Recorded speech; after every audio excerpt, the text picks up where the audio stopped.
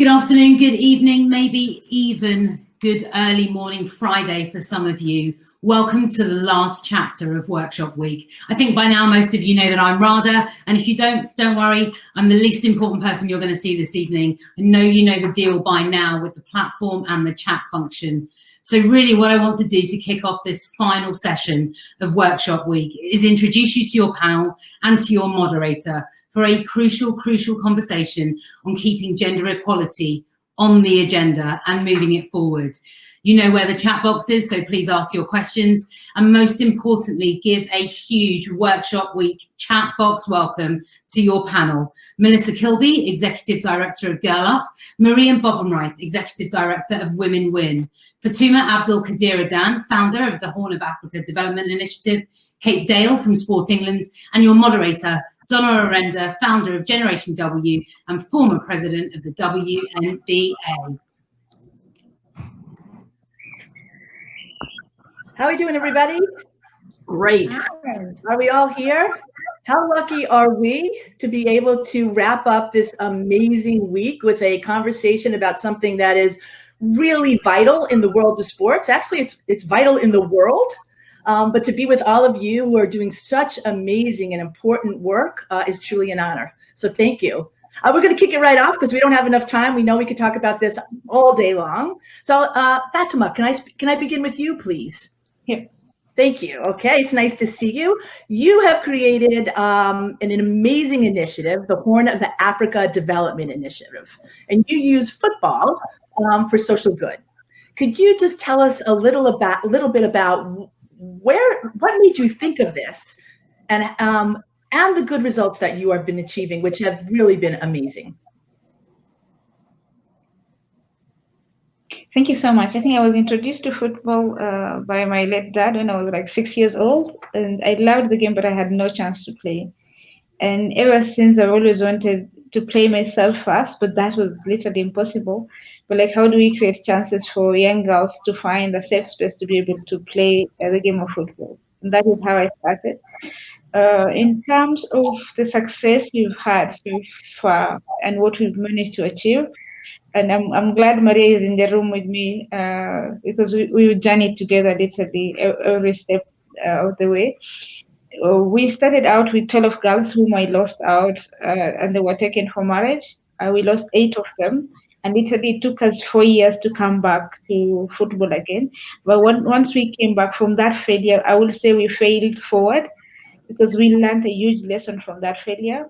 And the girls don't exist in a vacuum, so they exist in a family. And how do we incorporate the parents? How do we bring in the brother, the father, and even now we've included the grandmothers who are, in some instances, the cutters, and they're the ones who are doing the female genital mutilation.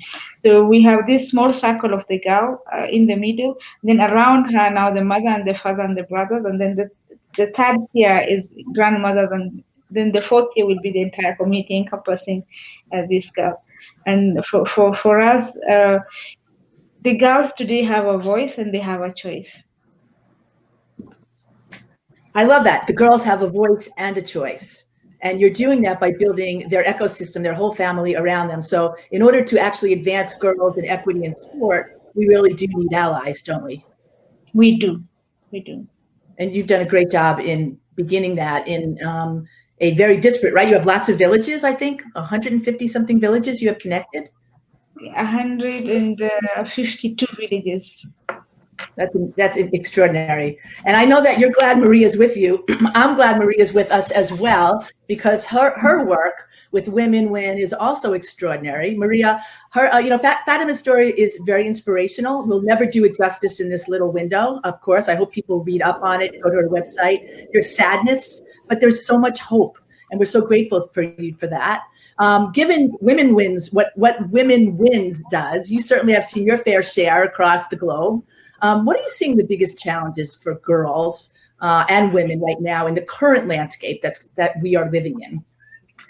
Yeah, well, thanks so much for being on the panel, Fatuma. It's always lovely to see you, even if virtually this time. Usually we're sitting on stage together. Aside from the obvious and well-documented spotlight on really the already existing inequities, the dangers for especially adolescent girls and young women, I think related to sports and rights, this is a pivotal moment, and it's actually, there are two ways that we can look at this. First, we can, really see this as a moment where we're moving backwards. We've had a lot of discussions with our partners that are implementing, talking about, gains that we've made over the last 10, 15 years, and how we're going to probably have a very difficult battle in literally fighting for space again. That means when the playground's open, when people and young people are allowed to play, girls again will have to be in that situation. We really like now also, and more importantly, to reimagine and create the very needed great correction that needed to happen for a long time. And so while we do both, we just really think that what we need to do is work across sectors. So think of this as a rights, and particularly a women's rights issue. So work with women in professional sports, women in sport for development, women in social justice. All of us need to get together and back this, really support local initiatives. You have Fatuma here. It is really important to think local, local, local. We're all sitting behind computers, but all of our community partners are still actively trying to address the challenges of girls. They have the license to operate, so backing them. The third thing is really leverage global platforms like this one, also the big platforms like FIFA, UEFA, the professionals who have some muscle, and really ensure and reward accountability, and do that with resources. There will be resources, there are resources now, but let's not allow people to talk about youth. We need to talk about young women and young men. Lead by example. So as we're rebuilding, we've seen some very poor examples from some of the professional leagues, and particularly some of the tournaments postponing women's tournaments and moving them out of the way. So let's really make those accountable. And the last piece I would say is that this all needs to be linked to livelihoods. At the end of the day, this health pandemic is really going to create an ongoing and will damage more young women as an economic pandemic. Sports has to be a livelihood opportunity. And so that I think those are the things that we'll try to focus on as kind of no regret options across the different scenarios in this pandemic. Maria, you are filled with such a great sense of urgency. I am.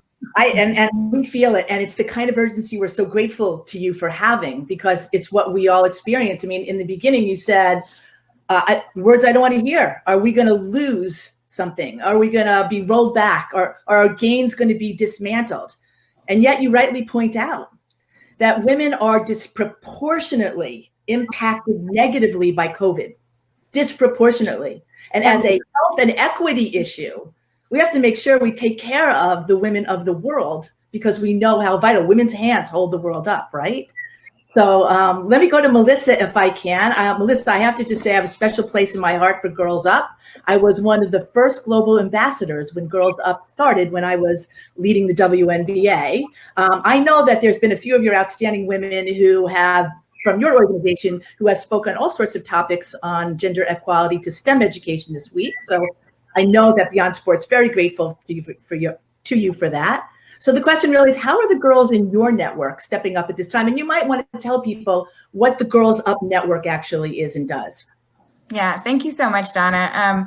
So Girl Up is it's a global leadership development initiative, and it has changed quite a bit since you first met us, Donna, probably back in 2010 when we started. And it started as a small U.S. facing campaign, really talking about girls' education, and has grown into a global leadership development initiative. And it's really about engaging young women to be leaders of social change, so that we can achieve equality for every girl everywhere. And so we know that those inequalities, they show up in different ways in different places, and depending on who you are, and depending on what privileges you have, what access you have.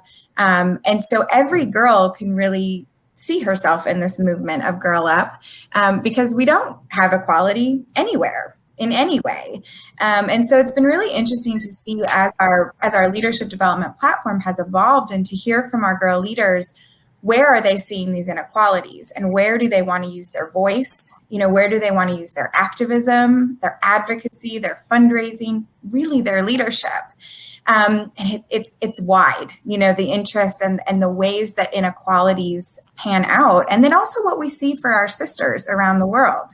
You know, a young woman in the US in a suburb will feel inequality with maybe with her sports teams at her schools.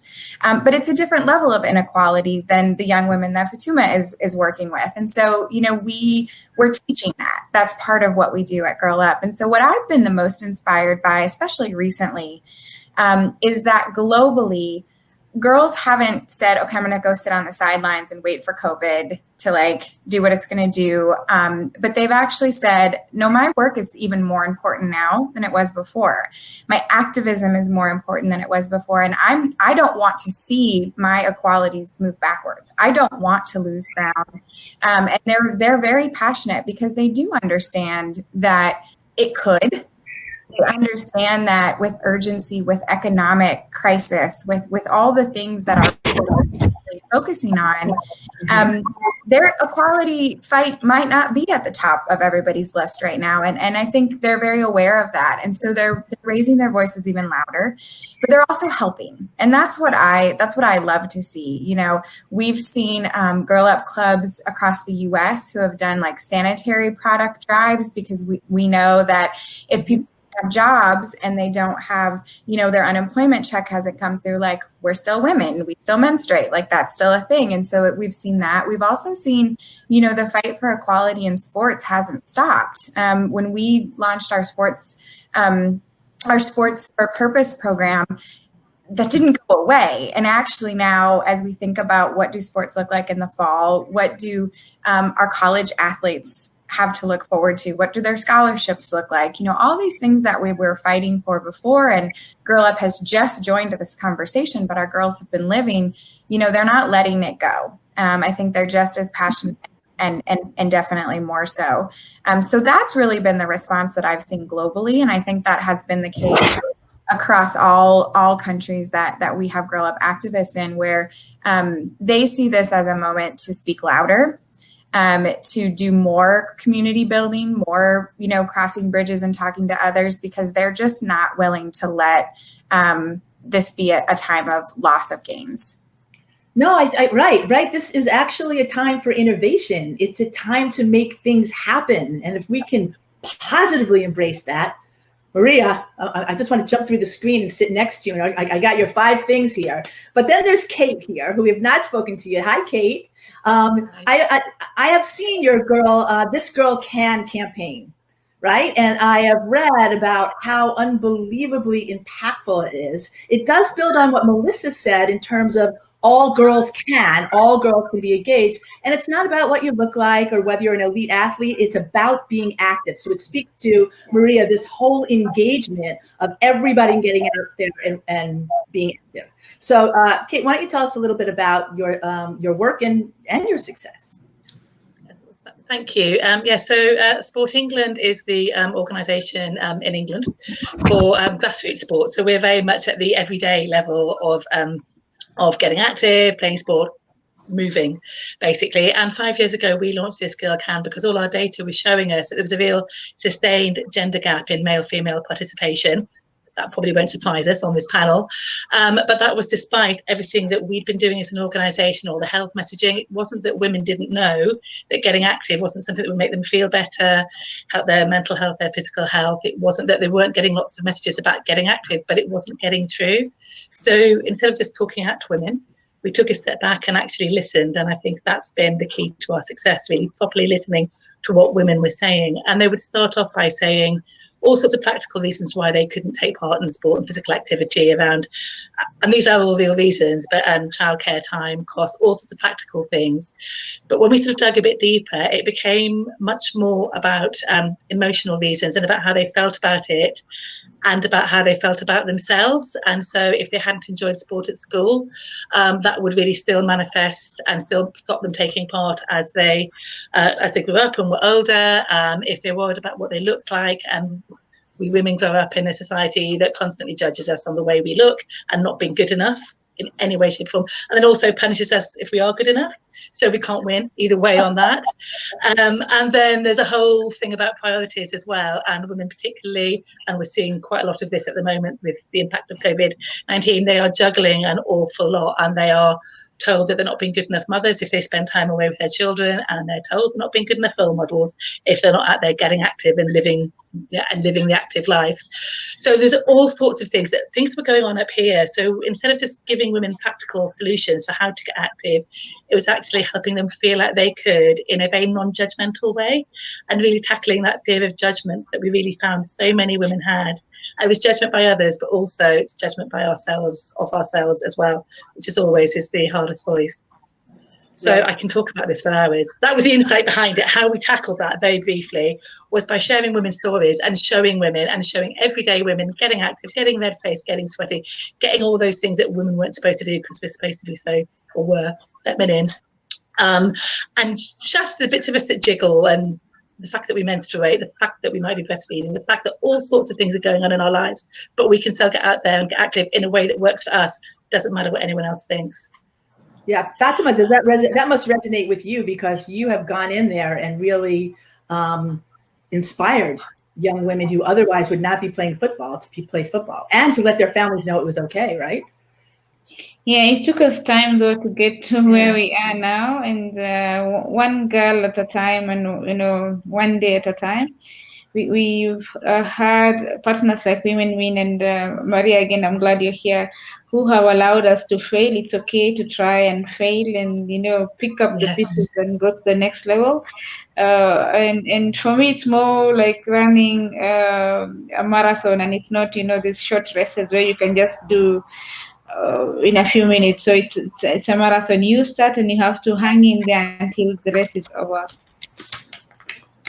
So let me ask you this, if I could. Within the current landscape, we talked a lot about how girls and women are at great risk, particularly women of minorities during COVID. This is our chance. We have this great platform, ladies. What do we need to do as a sector and an industry to make sure that gender equity and opportunities for girls and women remain a top priority, that we are not, Maria, sliding back into an abyss, that we remain a vital part of the conversation, front and center, as we move forward into whatever the new normal is? This is the chance for us to say, okay, what does that look like, and how do we make that happen? I don't even know if we have to help make it happen. How do we make it happen? Kate? I think we can make it happen. Go ahead. Okay, hold on. Go ahead, Fatuma. Go ahead. What would you like to say? Sure. Fatuma? No, it's okay. Kate can proceed. It's okay. Okay. Yeah, I was just saying now we can't afford to stand on the sidelines anymore, and with COVID, it has pushed us further down. So we have to jump into the game and take the ball and score the goal ourselves. So for me, investment in the sector that is lacking already. So definitely we need more investment into the sector to ensure we score against the imbalances that are existing. Right. So the economics definitely have not been working in our favor. Not only the investment in the NGOs, the investment in not-for-profits, the investment in professional sports. I'm sure it's something, Maria, you've been seeing that as well. There is not equity.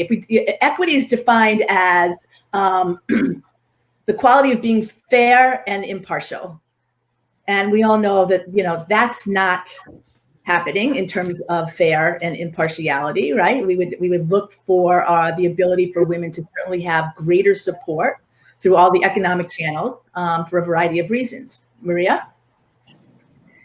Yeah, and there's two things. I think you have to work, like I said earlier, at a very hyper local. So if you look at Fatuma, we've got to get funding, not necessarily to the big INGOs or even to people like our organization, Women Win. We've got to get to the community programs. They're the ones that are going to fight those battles and ensure that it's linked to rights. On the other hand, we've made great gains, and I want to just take a second and say that there are organizations, and they're not perfect, but there are great people working in organizations at a very high level who are linking rewards in terms of financial rewards and incentives to ensuring that there is equity or some level of equity. So it's about rewarding the right things and absolutely having zero tolerance. The activists right now, if you look at every single social movement of the last 24 months, it's being led by young people and a lot of young women. they don't need us to teach them about leadership. They just need the opportunity to go out there and show us who's going to lead. I am so happy for this generation of young women. They're not going to take it, and we just need to support them. Right, Kate? Yeah, absolutely. And I was going to echo that as well. And I think we've done it. The gains that have been made didn't just happen. The sector, lots of amazing women and men as well have made it happen. So we've done it before and we can do it again, but we need to keep at it. We need to take everything we've learned over the last however many years and use that to do it in a shorter period of time. Yeah. And I think your point with it as well, using any platforms that we have and that we've created to support the younger people and give them those opportunities and make sure that we're taking what we've learned and helping them then lead it further forward. Right. I think what you've done, though, you've really done, I noticed this great phrase, which is behavioral change campaigns. So that relates to a question we just got from our audience, which says, how do you leverage technology to engage your audience? And are there any applications you've used, or do you find one social platform more effective over another for direct engagement? So is anybody using something that they're really feeling that is moving the needle for them? Well, with This Still Can, it was Facebook, and I know that's probably not terribly sort of maybe innovative now, but women talking to each other and supporting each other, and the real online communities we built up where they would give each other advice and support and encouragement. So and Instagram as well, actually, and sharing images of themselves, but realistic, everyday, not touched up images of themselves. That has had a huge impact for us. Yeah, and I think that to support that, you need to go where they are, and we're using WhatsApp to actually do trainings and to do, many, many things. I am not a techie, but I can tell you that you just need to find the technology that the young people are on and get in there and don't create your own stuff because we can't compete with, the exciting stuff that's out there now. Right. Let me just ask you, as you look at the sport industry in general, the bigger players, the professional sports leagues, who do you think is getting it right? Who could we learn from that would help us advance more quickly and more equitably? Is there anything you're seeing that we should all kind of, let me watch that. Let me take notes on that. Let me talk to this person. Because let me ask you this question. Is any of us happy the way it is right now? Donna, I don't really have an answer to your exact question, but one of the things that I was thinking about this moment and like how can we actually maximize this moment? And so hopefully maybe some of these folks are listening, right, to our conversation. But one of the things that I have gotten the advice during COVID and during the social distancing and going home and sort of kind of resetting even just our own work is that this is an opportunity to restart differently, right? And this is an opportunity to stop doing things that you should have stopped doing before and to start doing the things that you really should have been doing, but you didn't have the capacity, you didn't have the bandwidth, but this is this universal reset. And I would love to see the sports industry actually embrace that. I know that there's this urgency of getting money back and recovering the economies and really, how quickly can we get sports players back on the field? And sometimes they're taking into account safety and sometimes they're not. But also there is an ingrained inequality and inequity. And wouldn't it be amazing if we could come out of this moment, whether it's later in 2020 or what the sports industry looks like in 2021, and actually have new efforts that we've all been talking about, that you've all been talking about, that our young people are asking for. And, that's what I would love to see from this moment of not going backwards, but actually a reset and sort of a refocus. It's been incredible to see the WNBA season and sort of the, negotiations for those players and those teams and getting their full pay. And, I know there's been some small wins in the WNBA recently, but there's so much farther to go. And so how do you build on that in a moment where you have to rethink everything anyway? Right. So we have permission to innovate and make changes that we've always had, which we're seeing across industries. I do want to add that the Women's Sports Foundation, which Billie Jean King founded, has incredible programs for growing girls. And there's also a focus on inner cities, particularly in the United States, where we find that a lot of girls in those cities don't have access or are not looking to sports. And I hear in the UK that we're losing a lot of young people in general to participate in sports, which is troubling for overall, our overall health and well-being. Maria, you did speak to the leveraging of platforms and rewarding accountability. I'd love you to just, if you wouldn't mind, diving in a little bit deeper there, because I think that's really important. Yeah, again, we have seen in some cases some of the very big, powerful players attach literally money to additional budgets to ensuring more gender equity in all of their associations or federations. We've also seen there are some limits. For example, the Triathlon Federation, the asking when there's representation always to bring a man and a woman at least, and allowing a third person to come if you bring one of each. We have seen so many different efforts, but I think also in some of the sports brands, I think we're starting to see a real eye on this. So we just have to hold that accountability and continue to applaud. I would say that we have to encourage more of it. A bunch of new sports are coming on, like skateboarding into the Olympics, fun sports. We also want to do new sports like roller derby and other really cool sports that are so engendered. So let's not just get stuck on one or two sports, but go out there and do fun, rewarding things that make everyone happy. Sure, that speaks to the reimagining, right? I'd like to also mention surfing, which will be part of the Olympics. Yes, great sports. Let's start equity there already, and not because if they don't do it right, we're going to spend the next 20 years trying to get them to put a stone in their shoe, as my friend Moya Dodd says. You're asking people to redo stuff. So as these new sports come on board, let's do those right, and let's do the other ones. So I should call recognition to the fact that the World Surf League actually is the first sporting league that does pay their women surfers and their male surfers the same amount of prize money. So I sit on their board, full disclosure. And so to your point, let's get it right. And there's so much more to do. Fatuma, you have done an amazing job in working with men and engaging them in your work. Do you have any insights you can share with us on how you were able to do that? Is there some, any tips for us as we continue to build our allies for engaging women in sport? Thank you for the question. Again, we are based in northern Kenya, so it's a remote little town, if I can call it that. And all decisions were initially made by men under trees. So for us to invade that space and make it our own, it wasn't easy. But what we did is we got like a few of the fathers of the girls to support us in the beginning, and those were the entry points. And today now in 152 villages, we have women sitting with men under trees and making decisions. And they meet once a month. So we haven't conquered all the villages, but I'll say like 152 is not, it's not easy. It was difficult for us. But, and also engaging imams in the mosque for us was crucial. There are laws which are passed by the government, which are like the constitution and the rest of the laws that we have. But there are traditional laws which are not written anywhere, and these elders are the custodians of those laws.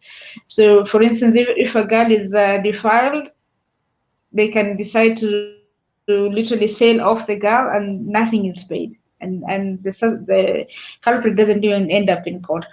So getting into this space was just to explain exactly what we were planning to do. So we didn't start this way. We actually failed in the beginning when we worked with girls alone. But the minute we realized like we need the family, next level, we need the entire community to support us. And that is how the conversation with men started. And we did one village at a time, and slowly we are growing out. And then we have, within this scheme, we also have a saving scheme. Every household, and I'm saying household, not the father alone, not the mother alone. The household contributes 10 Kenyan shillings per day per household, and we are growing this scheme slowly, one day at a time, for them to be more. It goes beyond just playing sport. It goes beyond taking the girls to school. So it's all of us together, but then how do we ensure, they're not dependent on relief food, and you still expect them to send the girls to school, you still expect them to send the boys to school.